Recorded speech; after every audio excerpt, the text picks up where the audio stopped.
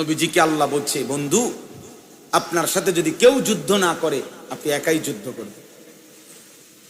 কোরআন শরীফের আয়াত, সূরা নিসার মধ্যে ফাকাতিল ওয়াহিদ মুযাক্কারে হাজির, আপনি একাই লড়াই করবেন, একাই, কেউ নাই, অসুবিধা নাই। হযরতে হুযাইফা রাদিয়াল্লাহু তাআলা আনহুকে নবী বলছে, তোমার সাথে যদি কেউ না থাকে, ওয়ালাউ আনতা আদদা বিআসলি শাজারাতিন হাত্তা ইউদরিকাকাল মাউত ওয়া আনতা আলা যালিকা। নবীজি বলেন, প্রয়োজনে গাছের গোড়ালি শিকড় মারিরে, যে ভিতরের দাঁত যেগুলো কয়, এগুলোরে কি দাঁত কয়? কোনো কিছু শক্ত করে কামড় দিয়া ধরতে হইলে এটা দিয়া উপযোগী না ওটা দিয়া?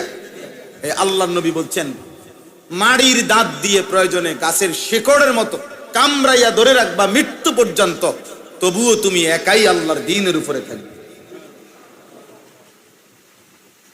এই সমাজের সবাই টেলিভিশন প্রত্যেকের ঘরে কিনা লাইছে, এই কারণেই আমি কিনতে হবে না, প্রয়োজনে 1 কোটি মানুষের ঘরে কিনুক, আমি আমার আল্লাহর হুকুম মানি, আমি কিনবো না।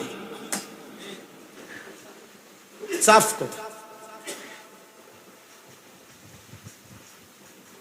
প্রয়োজনে 10,000 টাকার ব্যবসা করুন, প্রয়োজনে পান বেচা খাইলাম, কিন্তু এরপরও আমি হারাম উপার্জন করব না।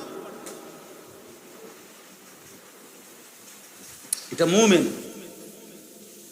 চেষ্টা করতে হবে, চেষ্টা করলে সম্ভব। আপনি কোনো চেষ্টা ছাড়াই, বাঁচার কোনো চেষ্টা না করে আপনি কোনো ওইতো না হুজুর অনকার যুগে হ্যাঁ কইতেন পারবেন হুজুর, সম্ভব না, না সম্ভব না। ইসলাম এখনো অসম্ভব। আল্লাহর বিধান সব অচল হয়ে গেছে এখন, আর নাকি আল্লাহর বিধান সব বাতিল? তো বাতিল হবে কেন? আল্লাহর হুকুম বাতিল হবে কেন?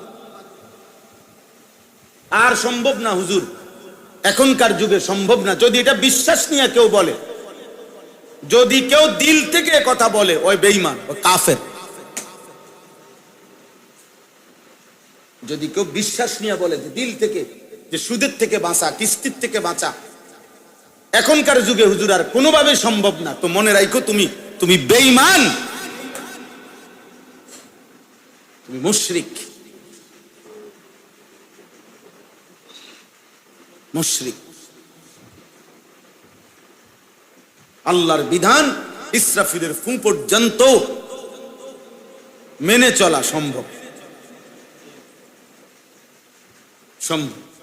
আল্লাহ তাআলা কিয়ামত পর্যন্তের জন্য এই বিধান দিয়েছেন। অতএব অসম্ভব, আমি চেষ্টা করতে হবে, অসম্ভব বলার কোনো সুরত নাই, অনুমতি নেই।